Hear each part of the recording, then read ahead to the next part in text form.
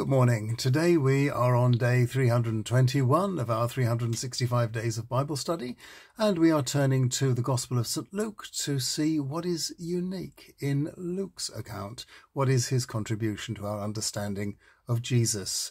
Luke was, of course, a Gentile, and he is interpreting Jesus for those who don't have a Jewish background. We begin in Luke chapter 1, verses 5 to 25. In the days of Herod, the king of Judea, there was a priest in the division of Abijah called Zechariah, who was married to one of the female descendants of Aaron called Elizabeth. They were both righteous in God's eyes, blameless in all the Lord's commandments and ordinances, but they were childless because Elizabeth was unable to have children, and they were both getting too old to expect any. Then, whilst Zechariah was on the rota doing his priestly duty in front of God, as all the priests do, it was his turn to go into the Lord's temple to burn the incense.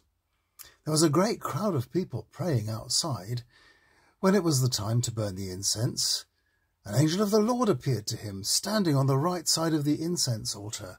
It disturbed Zechariah when he saw him, and he felt afraid. But the angel said to him, "Zechariah, there is nothing for you to fear. Your prayer has been heard, and your wife Elizabeth will have a baby boy for you. You are to name him John. You will have joy and gladness. Many will rejoice at his birth. He will be great before the Lord, not drinking wine or liquor. He will be filled with Holy Spirit, even from the day he is born.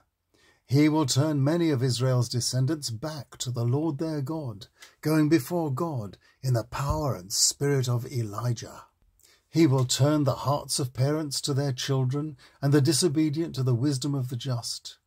For the Lord he will make a people ready." So Zechariah said to the angel, "How can I be sure this is true? Look how old I am, and my wife is also getting on." Well, the angel answered him, "I am Gabriel.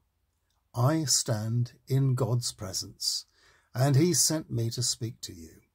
This is supposed to be good news for you, so listen. You are going to be silent now. You will not be able to speak until the day this comes true, because you didn't believe what I told you. It will all happen at the appropriate time." Outside, the people were waiting for Zechariah to emerge, and they were wondering what was keeping him in the temple. When he did come out, he was unable to speak, and they knew he had seen a vision in the temple. He made signs to them, but remained silent. And when his time at the rota came to an end, he went home. Luke's opening sentences dedicate his book to a sponsor called Kratistos Theophilos, or possibly Your Excellency Theophilus, or even Most Excellent Lover of God. It's possible that he is dedicating the book to us, his readers, 2 millennia down the line, or possibly to one particular individual who has sponsored his research. He also dedicates his second volume, which we call the Acts of the Apostles, to the same person or people. Then he launches straight into this story which we've just read, which appears nowhere else in the Gospels. It is the beginning of Luke's unique story about the strange births of John the Baptist and his famous cousin, Jesus Christ. It was believed amongst the Jews that the coming of the Messiah would be preceded by the re-emergence of Elijah, a belief encouraged by some words in the prophet Malachi. "I will send my messenger to prepare my way before me. Before the great and dreadful day of Yahweh, I will send the prophet Elijah to you to reunite fathers and children. Otherwise, I'd need to destroy your land." Well, that's the Old Testament background to this passage, which introduces us to John the Baptist, and it does quite a good job of introducing the Jewish concepts to Luke's largely Gentile audience. He also explains about the male descendants of Aaron, all of whom are priests, who were organised into 24 divisions, each called into the temple on a rota basis twice a year. As there were so many who qualified, those who qualified and were actually called were chosen by a lottery system. Zechariah had been chosen, and therefore he was on a high already when he was called to offer the incense and then come out to bless the people. He will have been the only person in the sanctuary at the time, and when he came out, he was unable to communicate what had happened to him.